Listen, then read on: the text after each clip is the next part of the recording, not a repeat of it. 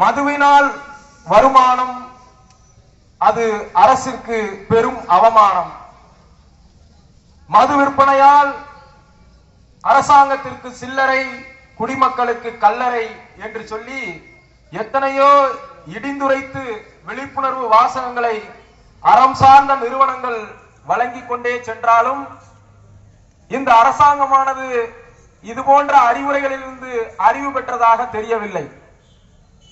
என் அன்பிற்குரியவர்களே, மது என்பது மனித மதியை கெடுக்கக்கூடியது. 10 கள்ளுக்கடைகளை மூடுவது ஒரு கோவிலை திறப்பதற்கு சமமானது என்று சொல்லி தந்தை பெரியார் அவர்கள் சொன்னார். மதுவினால் வரக்கூடிய வருமானம் என்பது ஒரு குஷ்டரோகியின் கையிலே இருக்கக்கூடிய வெண்ணெயை போன்றது என்று பேரறிஞர் அண்ணா சொன்னார். அதே பேரறிஞர் அண்ணா சொல்கிறார், ஒரு மாநாட்டிலே, மது போதை ஒழிப்பு மாநாட்டிலே பேசுகிற போது சொல்கிறார், மதுவினால் வரக்கூடிய வருமானம் என்னுடைய கண்முன்னே தோன்றிய போது அடுத்த நிமிடமே, அடுத்த நொடியே என் கண்முன்றே அழுகின்ற தாய்மார்களின் முகம்தான் தோன்றியது. தந்தையை இழந்து, தாயை இழந்து நிர்கதியாக நிற்கிற குழந்தைகளின் முகம் தோன்றியது. அறிவை இழந்து இந்த மனிதன் நாடெங்கும் காட்டு மிராண்டிகளாக திரிகின்ற காட்சிதான் என் கண்முன்னே வந்தது. ஆகையால் மதுவினால் வருகின்ற வருமானத்தை தவிர்ப்போம், மதுவில்லாத தமிழகத்தை படைப்போம் என்று பேரறிஞர் அண்ணா முழங்கினார்.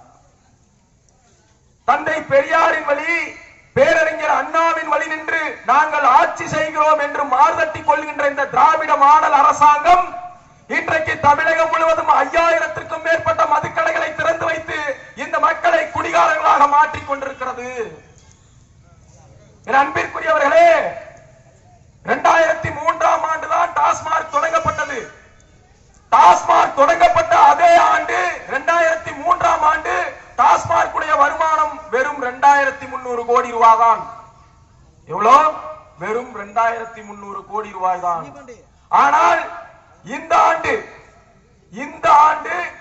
டாஸ்மாக் உடைய வருமானம் என்பது 48,000 கோடி ரூபாய். என் அன்பிற்குரியவர்களே, நீங்கள் சிந்தித்து பாருங்கள்.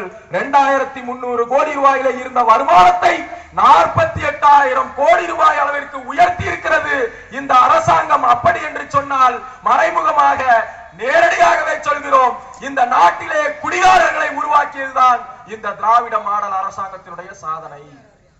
20 ஆண்டு காலத்துக்கு முன்பாக 2300 கோடி ரூபாய், 2300 கோடிக்கு இருந்த வருமானம் இன்னைக்கு 48,000 கோடி ரூபாய்க்கு உயர்ந்திருக்கிறது என்று சொன்னால் குடிகாரர்கள் உயர்ந்திருக்கிறார்களா இல்லையா? ஆமா தானே? பதில் அதுக்கு ஆமான்னு தான் வர முடியும். அப்ப இந்த அரசாங்கம் இந்த மக்களை குடிப்பதற்காக தான் பழக்குகிறது. என்னத்துக்கு பழக்குது? குடிப்பதற்காக பழக்கிறது. இந்த இந்திய தேசத்துல மிகப்பெரிய பதவி, இந்திய தேசத்தின் முக்கிய பதவின்னு சொன்னீங்கன்னா ஐஏஎஸ் கலெக்டர் இருக்கார் பாருங்க, திண்டுக்கல் மாவட்டத்தினுடைய கலெக்டர் அப்படின்னா அது இந்திய அரசாங்கத்தினுடைய பதவி, இந்திய ஆட்சி பணிகள் அதற்கு பேரு. அடுத்தபடியாக ஐபிஎஸ், இந்திய காவல் பணிகள், இதெல்லாம் மதிப்புமிக்க பதவி. இந்த பதவியை இந்த திராவிட மாடல் அரசாங்கம் எப்படி பயன்படுத்துகிறது தெரியுமா? ஐஏஎஸ் படித்து விட்டு வருகிறவர் திண்டுக்கல் மாவட்டத்திற்கு ஐஏஎஸ் படித்துட்டு கலெக்டரா வந்தா அவர் சாராயம் தான் விற்கிறாரா இல்லையா? திண்டுக்கல் மாவட்டத்தினுடைய கலெக்டர் தான் இங்கே நடக்கிற டாஸ்மாக் கடையில் எவ்வளவு வருமானம் வருது, எவ்வளவு ஒரு நாளைக்கு எவ்வளவு விற்கிறாங்க, எவ்வளவு கொள்முதல் பண்றாங்க, எல்லாத்தையும் கணக்கு பார்க்கக்கூடியது யாரு?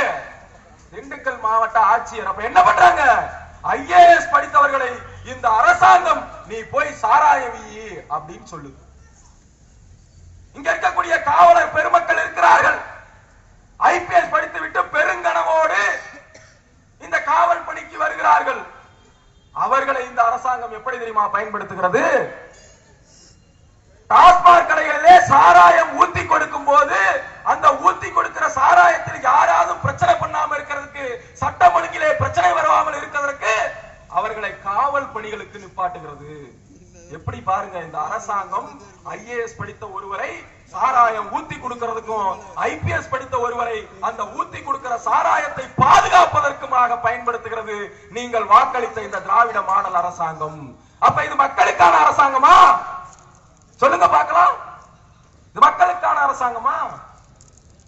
ஒரு அமைச்சர் சொல்கிறார், இங்க நான் உட்கார்ந்தவனே பார்த்துட்டேன் கிட்டத்தட்ட ஒரு 6-7 பேரை.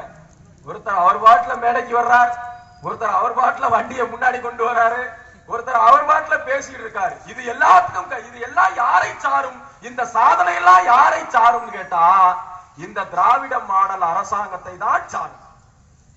நாங்க ஏதோ இல்லாததை இட்டி கட்டி பேசவில்லை, இருக்கின்றதை உள்ளதை உள்ளபடி பேசுகிறோம். தமிழ்நாட்டிலே 24 மணி நேரம் குடிக்கக்கூடிய குடிகாரர்கள் அதிகமாக இருக்கிறார்கள். ஆனால் முன்னாள் அமைச்சர் முத்துசாமி, மதுவிலக்கு அமலாக்க பிரிவினுடைய அமைச்சர் முத்துசாமி இருந்தார். அவர் சொல்கிறார், குடிகாரர்களை குடிகாரர்கள் என்று சொன்னா அவருக்கு கோபம் வருமா? ஏமா நீங்க சொல்லுங்கம்மா, குடிகார பயல குடிகாரன்னு சொல்லாம என்னம்மா சொல்றது? அவர் ஒரு அமைச்சர் சொல்றாரு, குடிகாரர்களை நீங்கள் குடிகாரர் என்று சொல்லாதீர்கள், அவருக்கு நாங்கள் ஒரு பேர் வச்சிருக்கோம், அதுக்கு பேரு மது பிரியர். பேரை பாருங்க. எப்படி கிராமத்துல ஒரு பழமொழி சொல்லுவாங்க, விளக்கமாறா அதுக்கு பேரு பட்டு குஞ்சமான்னு சொல்லுவாங்க. இல்ல, இவன் குடிகார பைய, அந்த குடிகார பையனை கௌரவமா கூப்பிடணுமா? ஏன்னா அவன் தானே வருமானம் கொடுக்கறான். அரசாங்கத்துக்கு வருமானம் கொடுக்கறது யாரு? குடிகாரன் தான் வருமானம் கொடுக்கறான். அமைச்சர் சொல்கிறார், மது பிரியர்கள் என்றுதான் நீங்கள் அழைக்க வேண்டும் அப்படின்னு. எல்லா குடிக்கிற எல்லாரும் ஒரு கருத்தை சொல்வார்கள்.